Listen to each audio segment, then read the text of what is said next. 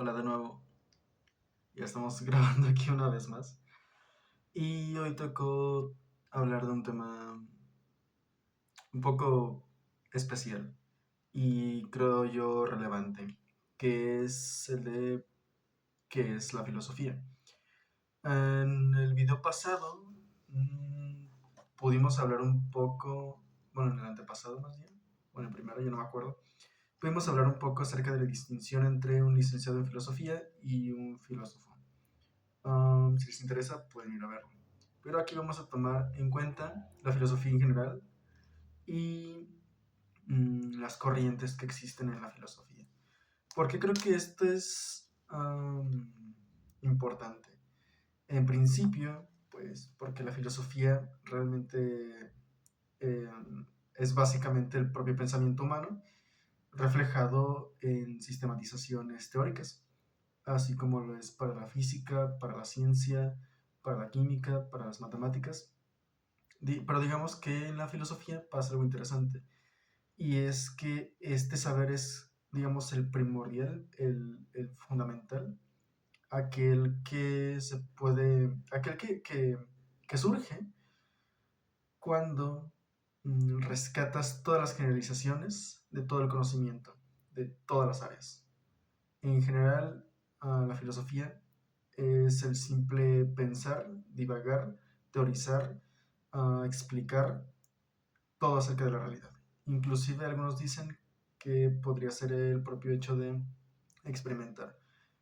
Pero bueno, vamos poco a poco. Una de las principales cosas que se debe tener en cuenta es cómo surge la filosofía. Y es que, bueno, antes de que surgiese la filosofía, habían mitos. ¿Para qué sirven los mitos? Pues para explicar cosas de la realidad, para explicar sucesos que a nosotros normalmente nos parecerían extraños. Y sí, a día de hoy aún tenemos mitos, pero eso no significa que tengan un valor inferior al de la filosofía. No, son igual de importantes que la propia filosofía. Entonces, ¿qué eran los mitos? Los mitos griegos, por ejemplo, explicaban la bondad o la malicia del ser humano. Explicaba, por ejemplo, bueno, intentaba explicar por qué hay tormentas, por qué el mar se comporta de cierta forma, por qué la tierra genera vida, por qué el porqué del sentido del ser humano, o el propio origen del ser humano, que sería como la cosmovisión general pues, de cada una de las culturas. Después hubo un pequeño cambio en Grecia, me parece, que fue cuando los griegos empezaron a preguntar acerca de cuál es la composición de la realidad en general. Porque uno pues, puede observar que, por ejemplo, no sé, los seres humanos necesitan agua para vivir, los animales también, las plantas. Entonces podemos inferir de alguna forma que los seres vivos están constituidos por agua, o al menos es una hipótesis, al menos provisional. Es aquí cuando empezó la filosofía, porque se empezó a cuestionar el fundamento de la realidad, en este sentido, de cuál es el constituyente básico.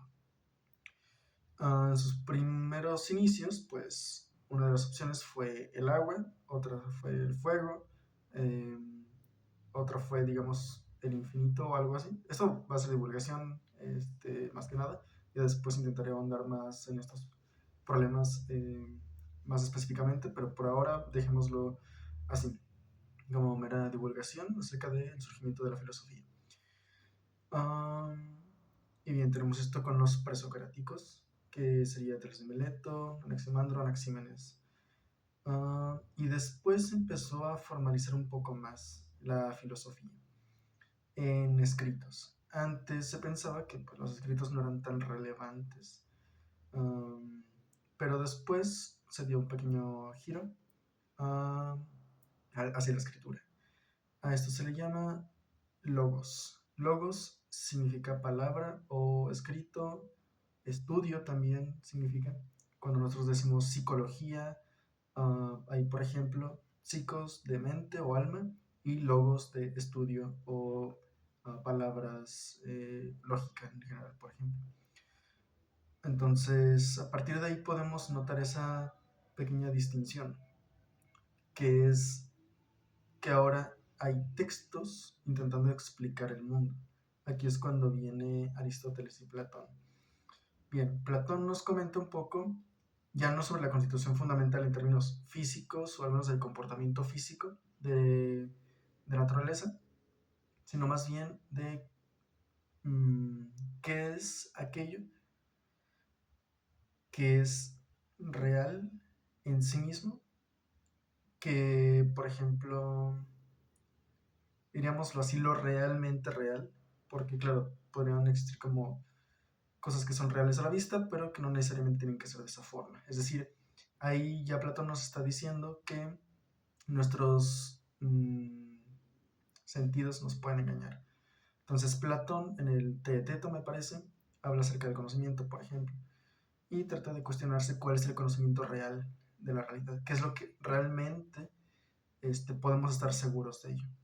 Y claro, buscando estos fundamentos que intenta hacer la filosofía, buscarlos, Platón lo que hace es decir, bueno, ¿qué es lo que siempre se conserva en la realidad? ¿Qué es lo que no cambia?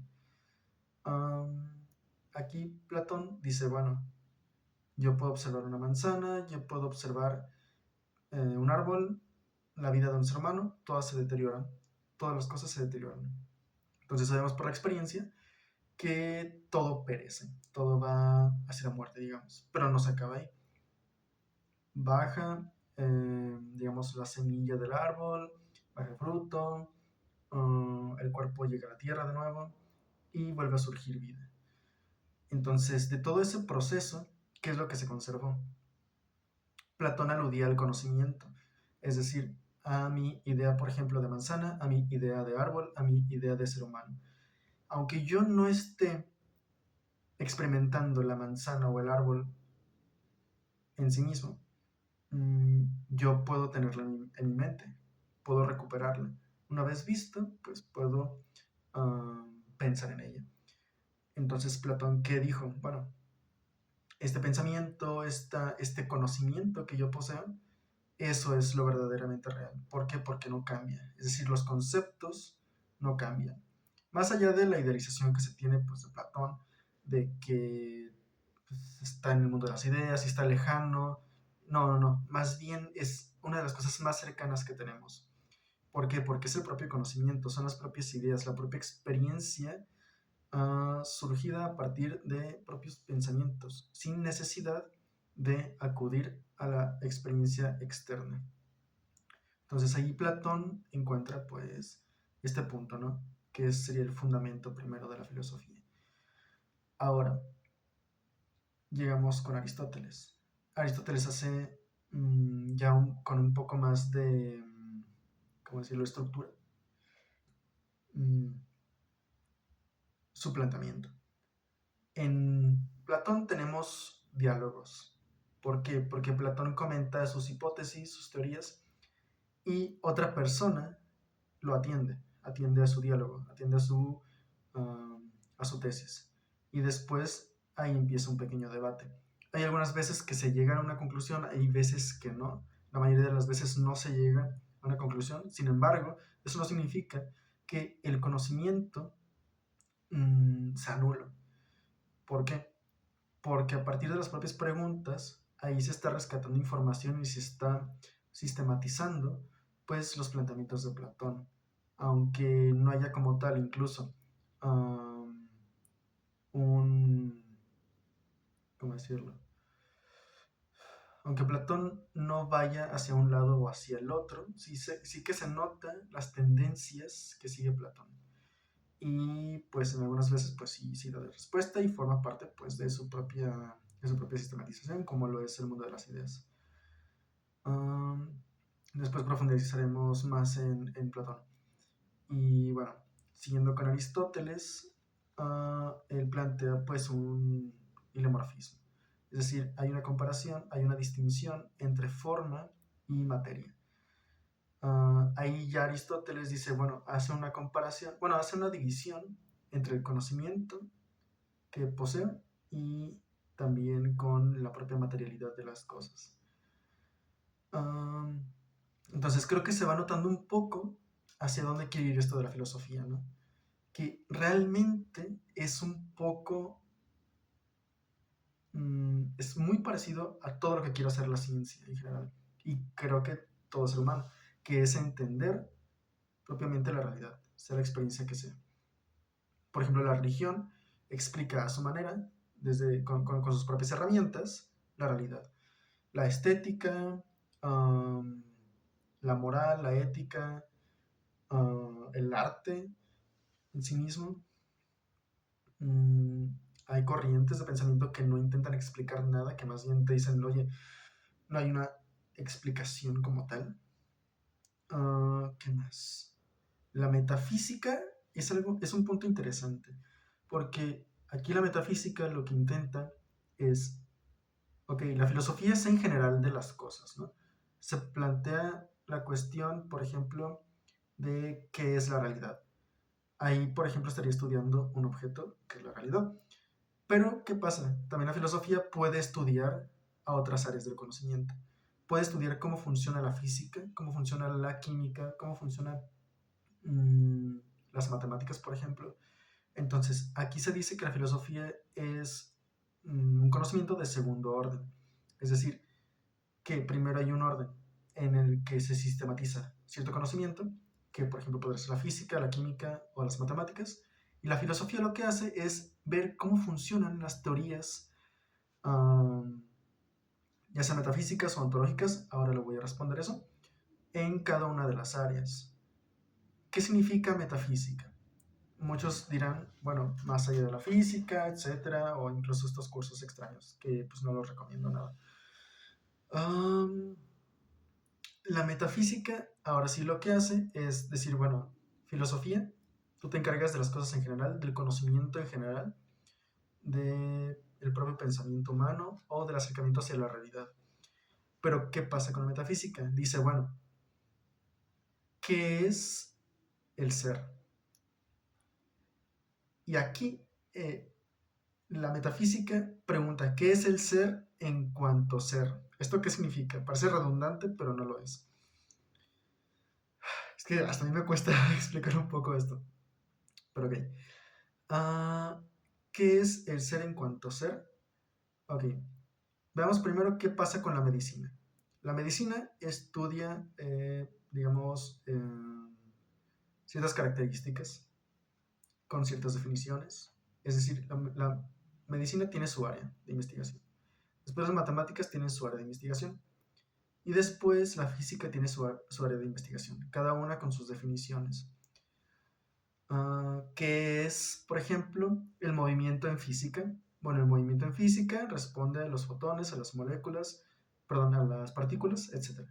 El movimiento en química se ve por otro lado en, bueno, sus definiciones tienden más hacia las moléculas, hacia la estructuración química. Y, por ejemplo, la medicina, tal vez el movimiento pueda responder a movimientos sociales, en el sentido de agrupaciones de medicina, e incluso movimiento de técnicas de manipulación de objetos, o movimiento en el sentido de los órganos del cuerpo, por ejemplo, puede ser. Entonces, ¿qué buscaría la metafísica? Bueno, sería preguntarse sobre el movimiento, general de todas esas áreas, algo así. El ser de la medicina sería respecto a sus propias áreas, a sus propias herramientas. El ser de las matemáticas a estas otras áreas, el ser de la física a estas otras áreas. Entonces lo que busca la metafísica es responder o preguntarse, más bien, acerca del ser sobre sí mismo. Está muy redundante, no sé cómo explicar en términos un poco más sencillos esto. Es que siento que no se me van, que no alcanzo a expresar eso. Digamos que... Bueno, ya expliqué lo del movimiento. Pues sí, el movimiento desde lo que implica moverse en sí mismo, no sé cómo explicarlo. Bueno, si no les convence esto, pues pueden leer la descripción, que voy a intentar hacer como un poco más énfasis en esto de qué es la metafísica. Pero ok, en general la metafísica se pregunta acerca de la realidad, acerca de lo que existe. Implicaciones metafísicas se tendrían que responder a partir no de las conceptualizaciones físicas, sino teóricas acerca del pensamiento. Uh, pero sí que hay una diferencia entre metafísica y epistemología. Bueno, epistemología son teorías acerca del conocimiento en general también. Puede haber epistemología de la física, epistemología de la química, epistemología de cualquier cosa que tenga un acercamiento hacia el conocimiento. Y ahora, la ontología, ahora sí, es el estudio de la realidad en cuanto, podríamos decir, materia, todo lo que es ente. Porque está también complicado. O sea, también incluso las definiciones de metafísica y ontología varían también en cada autor. Mm, ah, es que es básicamente el estudio de la realidad. Pero pongámoslo de esta manera. La ontología estudia el ser en general, es decir, la propia realidad. Y la metafísica se pregunta acerca del ser en cuanto a ser. Es decir, ontología, metafísica. Ontología del ser en general, metafísica del ser en cuanto a ser. Eso es lo que puedo explicar ahora mismo. Bien, ¿por qué creo de nuevo que es importante la filosofía o tener en cuenta la filosofía para todas las áreas? Porque como ya hemos visto en este pequeño recorrido, la filosofía se centra en la base fundamental o no fundamental, también hay sus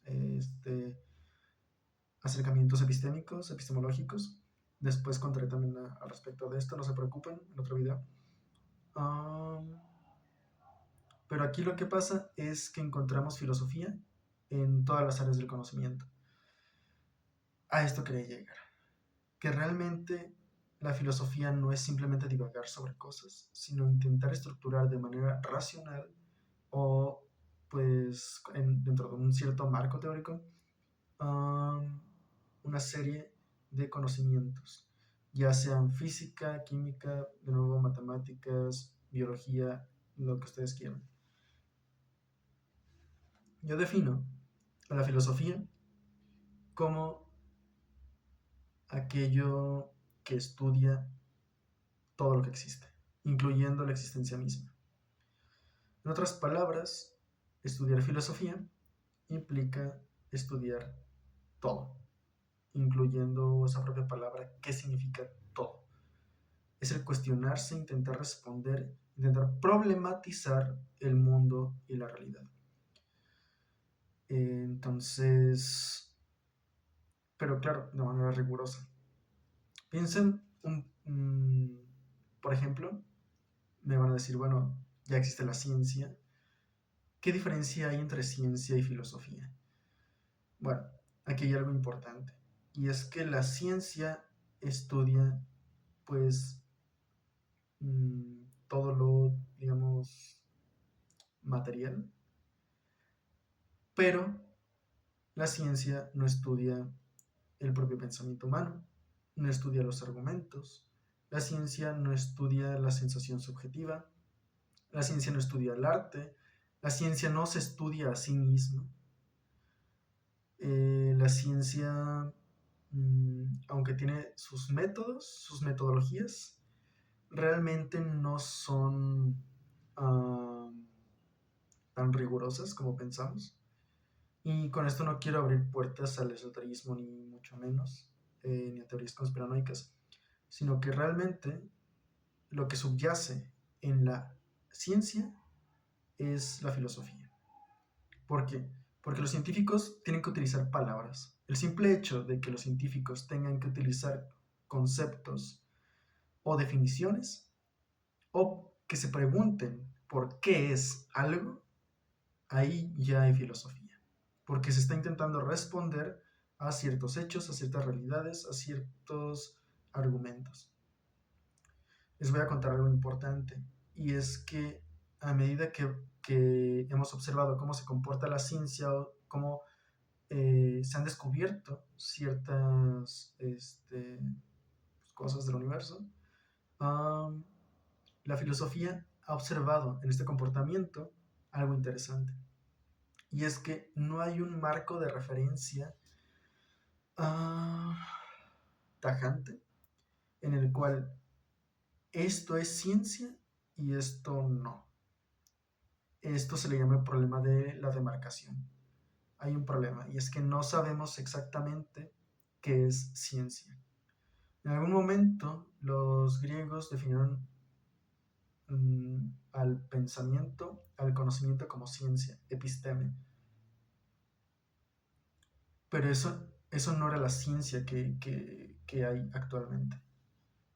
Actualmente pensamos que hay una cierta metodología. Qué bueno son estos pasos, ¿no? Hipótesis, experimentación, teorización y después leyes, ¿no? Pero ¿realmente estos pasos funcionan siempre en la ciencia? Fijémonos simplemente en la astrofísica. ¿Cómo vas a hacer un experimento con un agujero negro, con una estrella de neutrones, etcétera? Lo único que te queda es simplemente la observación. Entonces, ¿vas a dejar de lado a la astrofísica por no cumplir con una cierta metodología que tú consideras científica? Obviamente no. ¿Por qué? Porque te muestra resultados, te muestra que puedes hacer teorizaciones o predicciones acerca de ciertos eventos. Entonces, la ciencia inclusive tiene que dejar de lado el hecho de contener en su definición la experimentación misma. Y esto es un problema, esto es un problemón. Entonces, ¿cómo puedo yo saber la diferencia entre ciencia y pseudociencia? Es algo difícil. Es por eso que existe la filosofía de la ciencia. Ahí la filosofía entra y le pregunta a los científicos, oigan, ¿qué están haciendo ustedes? ¿Cuál es su marco de referencia? ¿Cuáles son sus conceptos básicos? ¿Por qué utilizan esos conceptos? ¿Quién admite estos conceptos? ¿Con base en qué argumentos? ¿Qué propiedades tienen? ¿Cómo es el uso del lenguaje en un ambiente científico? ¿Realmente los científicos creen en la objetividad? ¿Realmente los científicos tienen un rigor académico fuerte, de tal manera que cada uno de ellos forme una organización que sea veraz, eficiente, verídica, que se sostengan con afirmaciones bien argumentadas y premisas verdaderas? No tenemos ni idea. Hay que preguntarle eso a los científicos. Y eso es lo que está haciendo la filosofía de la ciencia. También la lógica, la filosofía de las matemáticas, la filosofía de la física. Entonces, aquí, por ejemplo, lo que habría que hacer es preguntarle a los científicos y nosotros mismos, los filósofos, hacer teorizaciones acerca de por qué se utiliza este concepto aquí, qué es lo que falta en esta teoría científica, por qué se está haciendo mal esta teoría científica, por qué creemos que la ciencia como tal o las leyes que parece ser que el universo sigue, ¿por qué llegamos a ellas? ¿Por qué descubrimos mediante las matemáticas estas leyes o estas supuestas leyes? Porque como hemos visto, hay veces en las que las hipótesis y las teorías científicas no son suficientes para demarcar o para encontrar un punto de referencia para explicar la realidad o cualquier fenómeno. Piensen, por ejemplo, en la simple propuesta de Newton. Cómo cuando llevabas al límite la teoría de Newton parecía no funcionar bien. Sin embargo, vino la relatividad y pudo responder a esos límites. Sin embargo, aún a día de hoy, la relatividad no es suficiente para explicar absolutamente todo. Esa misma teoría lleva a infinitos. En física, normalmente cuando una teoría te lleva a números infinitos o infinito, en general, es una mala señal. ¿Por qué? Porque significa que aquí, en estos límites, ya no está funcionando tu teoría. Entonces tienes que agrandarla, tienes que poner parches, tienes que verificar si están bien o mal los cálculos, los pasos que hiciste, las argumentaciones, si está bien la experimentación, si está bien la teorización, si tienes todo el marco teórico en cuenta para poder trazar el cómo se manifiesta este fenómeno. ¿Qué pasa, por ejemplo, si simplemente no se está teniendo en cuenta el propio pensamiento humano o el hecho de que los científicos, no todos ellos, pues tienen un espíritu de objetividad científica? ¿Qué tal que pues algunos no responden a esos ideales? Um, ¿Qué tal que, no sé, y creo que ha pasado mucho esto, que tienen que recurrir a muchas horas de trabajo, tienen poca paga, tienen poca libertad para poder hacer sus teorías, para poder experimentar y un montón de trabas? ¿Por qué? Porque pues así es el sistema en el que vivimos. Entonces, el filósofo sería quien se encargase de observar cada una de esas teorías y preguntarse el por qué se están haciendo, para qué, con qué fin, con qué bases argumentales, con qué bases teóricas y en general pues el funcionamiento de una teoría científica. De lo contrario, mmm, habría muchas fallas en la propia ciencia.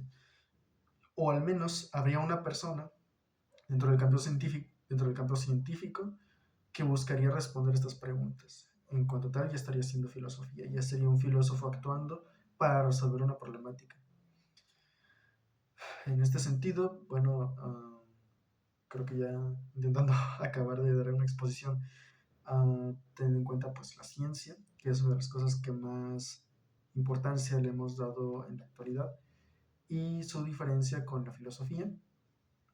También di un pequeño trazo de los orígenes de la filosofía y por qué creo que es importante. Uh, Mencioné algunas características, algunos, ¿cómo decirlo? Algunos, me va a salir. Uh,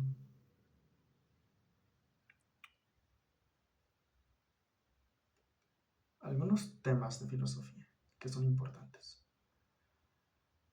Y quisiera acabar proponiéndoles a ustedes que sigan buscando, que sigan preguntándose por todo lo que sea, cuestionando, problematizando el mundo, intentando dar respuestas y no solamente quedándose en las respuestas, sino intentar ver si lo que yo estoy diciendo, lo que yo estoy proponiendo, puede ser propuesto de otra forma o qué tal que yo me estoy equivocando en algo.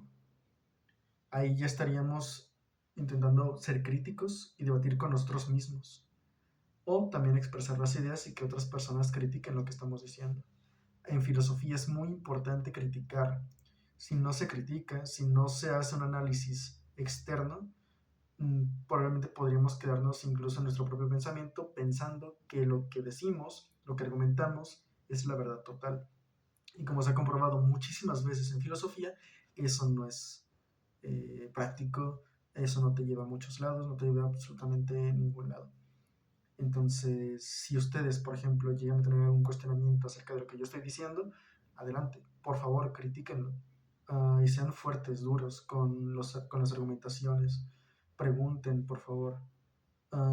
Y si tú eres un científico, si eres un ingeniero, si eres alguien que no pertenece o no sabe absolutamente nada de filosofía, te invito a reflexionar acerca de tu propia área, acerca de cómo es el funcionamiento de tu propia área de especialidad.